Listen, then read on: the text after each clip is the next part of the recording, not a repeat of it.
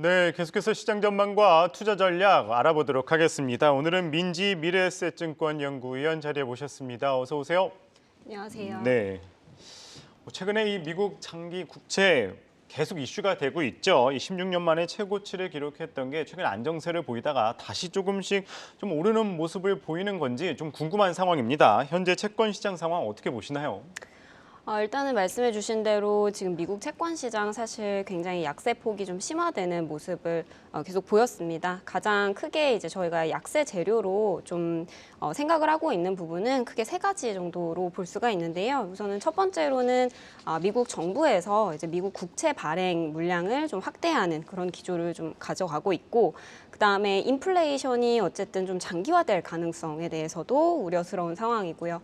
마지막으로 이런 인플레이션을 좀 촉발하는 그런 요인들, 뭐 유가라든지 그다음에 미국의 어떤 타이트한 고용 시장 이런 부분들이 좀 우려스러운 상황이 계속 지속이 되면서 미국채 10년물 금리가 좀 계속 좀 금리가 상승하면서 채권 시장이 약세를 보이는 모습을 보였습니다.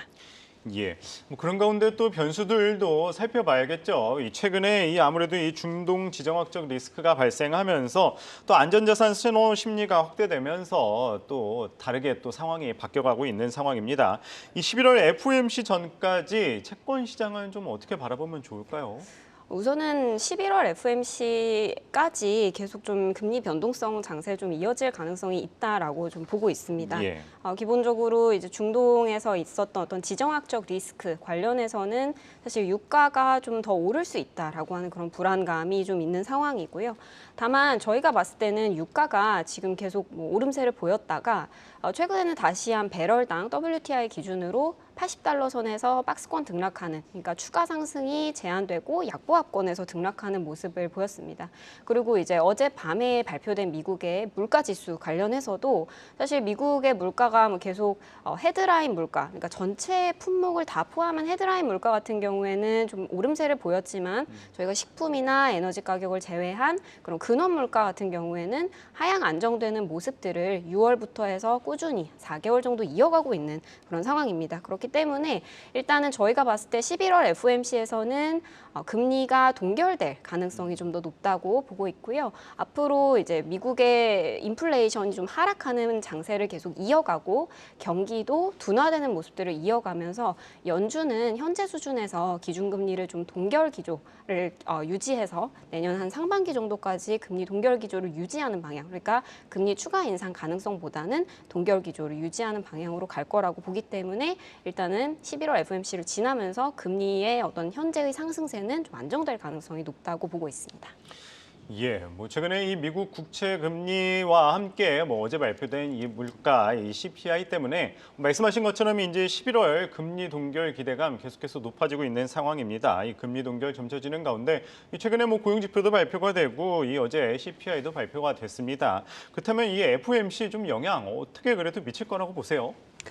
최근에 이제 연준 위원들이 계속 얘기하고 있는 부분 중에 하나는 예. 이제 장기물 금리가 워낙 많이 가파르게 올라가다 보니까 이 장기 금리의 높아진 상승세, 높은 레벨이 경기에 전반적으로 좀 하방 압력을 가하게 되면서 우리가 추가적으로 금리 인상을 하지 않더라도 높아진 장기 금리 레벨이 전반적인 경기를 좀 둔화시키는 그런 요인으로 작용을 할 수 있다라고 연준 위원들이 최근에 스탠스가 약간 기존보다는 매파적인 스탠스가 조금 완화되는 그런 모습들을 보였습니다. 예. 그래서 저희가 봤을 때 11월 FOMC에서 당연히 금리가 만약에 저희의 전망대로 동결이 되더라도 우리가 앞으로 물가의 어떤 흐름을 좀 더 지켜볼 것이다라고 하는 기존의 어떤 물가가 다시 상승할 수 있다라는 그런 우려를 좀 드러내면서 연준은 좀 신중한 입장을 드러내겠지만 어쨌든 현재는 미국의 경기도 다른 나라들, 특히 유럽이나 중국이나 이런 여러 글로벌 경제 권역과 비슷하게 미국 경제도 좀 둔화되는 모습들을 나타내고 있기 때문에 전반적으로 성장과 어떤 물가 사이에서 성장의 둔화 흐름들도 본인들이 이제 주목을 해서 볼 것이다라고 하는 그런 신중한 기조를 나타낼 것으로 저희가 전망하고 있습니다. 예, 어찌됐든 간에 이 미국 소비 둔화 흐름도 이어지면서 이 11월 FOMC 금리 동결 이 기대감은 계속해서 커지고 있는 상황이죠. 뭐 어쨌든 간에 이제 긴축 후반부에 진입한 상황인데 뭐 시장도 이제 뭐 당연히 이제 고금리 장기화에 대한 이제 인식을 좀 하고 있는 상황입니다. 좀 이전 사례와 비교를 했었을 때 현재를 또 비춰보면 이 고금리 장기화 가능성 좀 얼마나 있다고 보시나요? 저희 이제 금리 인상 후반부에는 보통 이제 경기가 워낙 이제 기준금리를 높은 레벨까지 올려놓은 상황이기 때문에 예. 경기가 전체적으로 완만하게 둔화되거나 혹은 또 가파르게 둔화되는, 그러니까 경기가 쉽게 말하면 하락하는 사이클로 진입을 하게 됩니다. 그런데 이제 장기금리는 보통 경기 상황을 반영해서 움직이는 가격 변수이다 보니까 경기가 하락하면 당연히 장기금리도 이제 하락하는 방향이 맞는데요. 지금 최근에 이제 금리가 좀 올라가는 장세를 보였던 이전의 사례들을 저희가 이제 분석을 해봤습니다. 그래서 뭐 2000년 2분기, 2007년 2분기, 그리고 2018년 연말 정도에 지금과 비슷하게 금리 인상 후반부에 장기 금리가 높은 레벨을 유지했던 국면이 있었었는데요. 예. 그 당시에 경기가 결국에는 둔화하면서 이 금리가 결국엔 장기물 금리가 하락하는, 그리고 연준의 통화 정책도 긴축에서 완화적인 스탠스로 변화하는 그런 모습들을 보였습니다. 지금 파란색 그 동그라미 이후에 연준의 주황색 기준금리 선이 하락하는 것을 보실 수가 있습니다. 그래서 지금 장세도 그렇게 저희가 판단을 하고 있기 때문에 장기 금리가 오랫동안 너무 높은 레벨에서 지속되지는 않을 것이다. 11월 FOMC 이후에는 좀 안정세를 좀 찾아가는 모습을 보일 것으로 저희가 전망하고 있습니다.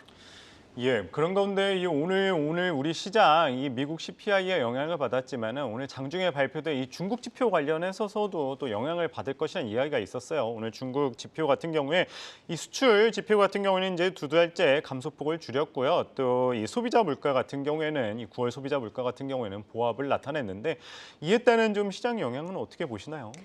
기본적으로 저희가 중국 경제에 대해서는 중국이 워낙 부동산 부채 부담도 높고 가계 부채도 부담이 높은 상황이다 보니까 중국 경제에 대해서는 아주 낙관적으로 사실은 보고 있지는 않습니다. 그래서 중국 경기는 좀 둔화되는 국면을 저희가 봤을 때는 내년 상반기 정도까지 계속 이어갈 가능성이 높다고 보고 있고요. 예. 당연히 중국 경제에 우리나라 익스포저가 높은 상황이기 때문에 우리나라의 뭐 수출이라든지 전체적인 어떤 내수 상황이라든지 우리나라 경기는 내년 상반기에도 그렇게 낙관적으로 보기는 좀 어렵지 않나 이렇게 생각을 좀 하고 있습니다.